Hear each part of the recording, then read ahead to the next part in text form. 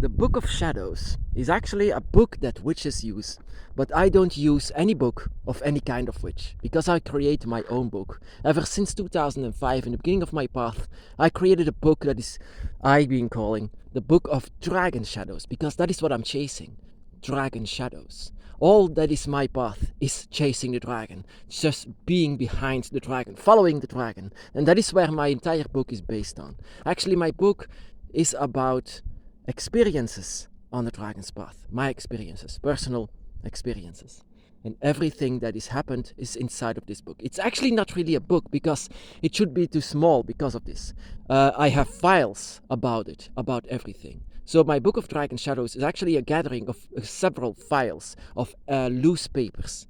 It's so big ever since the beginning, because I wrote everything down, even what was before my path, even before my path was starting.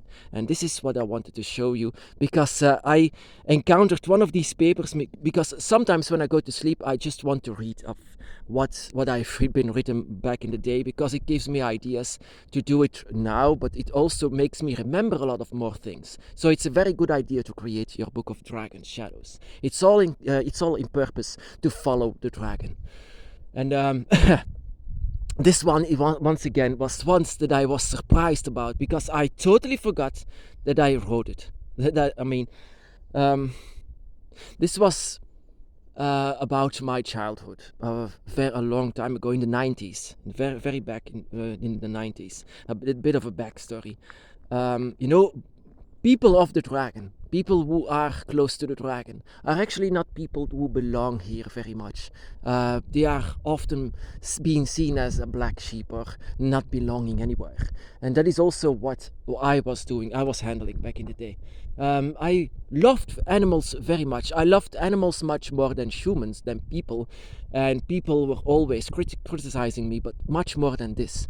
They really, the children and all of the adults even, they bullied me so darn much, but even so much so that I wanted to commit suicide. So much so, and everyone would not care about it, because I was just a weirdo, a lonely guy. But I was also a bit bigger, so it was an easy target back in the day. An easy target for everyone. But there was a moment that was so strong, so much bullying, so much pain in my mind and everywhere. That I was saying, it's better that I'm gone. I want to commit suicide. I wanted to do this. And now I'm telling this to my parents as well. I wanted to commit suicide back in the day. I was ready with a knife to slit my pulses. I even knew back in the day, I wrote it down in my Book of Dragon Shadows, that I wanted to commit suicide, and I wanted to slit my pulses, because I learned how to do it. It was very, very dark, very dark. And it was very difficult to sleep.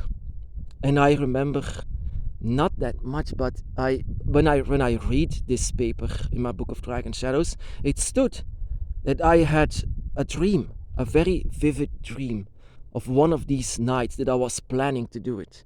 And for the very first time, I dreamt about the dragon. And that is why I wrote it down in my Book of Dragon Shadows. I dreamt about a dragon, and not just any dragon. But I didn't know this back then. Later on, I saw this dragon again when I was adult a few years ago. But I didn't make the connection back then, because I saw a couple of dragons. I saw and feel more than one dragon in these days. So I didn't know how to connect it. But in fact, this was the very first dragon that I could physically see. And I felt so good with him, but so good that I didn't want it to, at a moment, I didn't even know, what was going on. But I saw this dragon and I felt so darn good with him. And I just wanted to hold him. I was so emotional. I just wanted to be with him, to hold him. And that is what I did in this dream. I wrote it down. I came to him. He didn't move very much, but I came to him and I gave him a hug on his... It was much bigger than me, but I just wanted this hug. And whenever I felt his scales, I just wanted to hold it forever.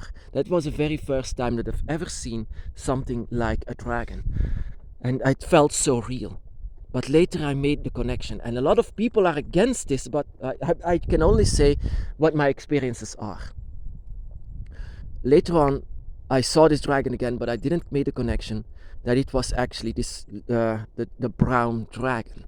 The brown dragon that is calling himself Lucifer later on. But he didn't call himself anything. And he was actually saying in my mind to carry on, to go on. Go on. I won't be so far away from you. And that was so emotional. I woke up in tears. But it gave me the strength to go on. Because his words were not human. But yet I could understand it.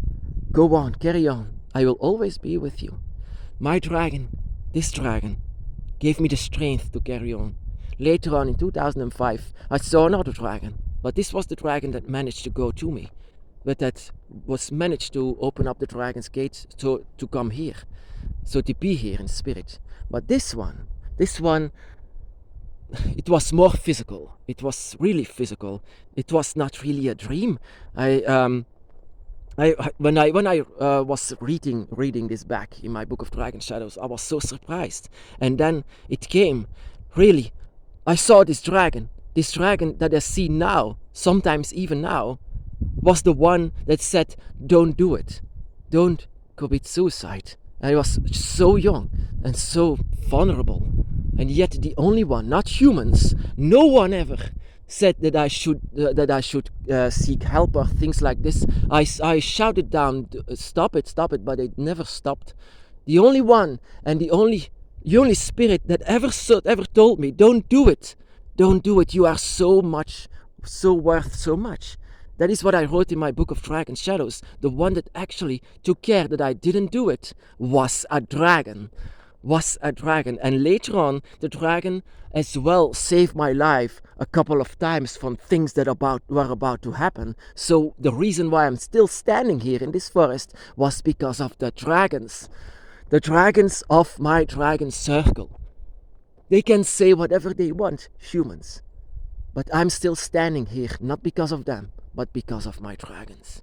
And I can see now that Lucifer, the brown dragon, is a part of my dragon eye because he is one of the gods. He is the one and the same as Quetzalcoatl. That is the reason why I say, oh, Quetzalcoatl, he's not in my dragon's eye. Yes, he is, but he is there under the name of Lucifer, and he is there in a shape-shifting way. He can shape-shift so many times, and he came before me as a brown dragon with large wings, and he's the reason why I came to continue. So the dragon actually was scaring me along. This was the only dream that I ever had back in the day, but it was so real and so vivid that it gave me enough strength to carry on, to go on, to continue my own life. That later on, this dragon in my dragon's path also say that humans are just decoration. That it's your story, and your story has to be told. That is also what the same dragon said many years later. Your story has to be told, and your story has to be done. And that is also what my other dragons can say. Your story has to be told, your story has to be done. Your story needs to be told on the other side, completely. And it's, all of us, it can be very difficult to live among humans as a human, because that is also what happened inside of this dream, and I wanted it. I wrote it down, but I wanted to ignore this. And if you have the question if I ever see myself as a dragon, well, that was the first time, but I don't know how, because I forgot a bit, but I saw myself as a dragon. Your story has to be told. Your story has to be done. Whenever I hold the paw of Lucifer, his arm, I could remember it. So scary that I just was turning my head, and I was looking inside of a mirror, and I was looking at myself.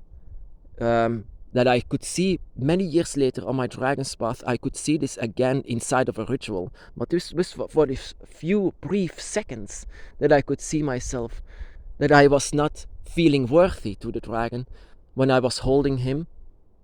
He said, yes, you are. And that is actually when I saw myself. And that is, no one could ever say me to change spirituality, because this is not a choice. This is not a choice at all. This is who you are.